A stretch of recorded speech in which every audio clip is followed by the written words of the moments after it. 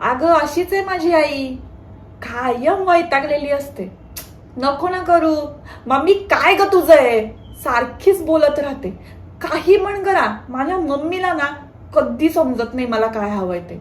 आणि मम्मीला कितीही सांगितलं ना तरी तिच्या मनातच राहत नाही. एवढंसं काही झालं की इतकी हणते की नाही विचारू नका मला. त्या दिवशी मला यायला वेळ झाला, मी म्हणलं मम्मीला मी 15 मिनिटात येते, मला यायला 1 तास लागला, आल्या आल्या मम्मीनं 2 ठेवून दिल्या. ही अशी वाक्य मला किशोरवयीन अवस्थेतल्या मुला मुलींकडून ऐकायला मिळतं. वयोगट साधारणतः 7वी पासून ते 12वी पर्यंत. आई का चिडचिड करते? कारण आहे का तिला असंच वाटत राहतं की कायम वैतागत राहावं? आईवर ताण असतो का? आईवरचा ताण माहिती नाही, असेलही कदाचित.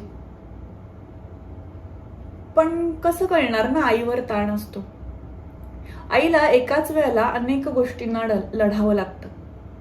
अर्थात हा ताण पुरुषांवरती पण आहेच, पण आज आपण आईवरच्या ताणांबद्दल बोलणार आहोत. आईला घरातल्या गोष्टी बघाव्या लागतात.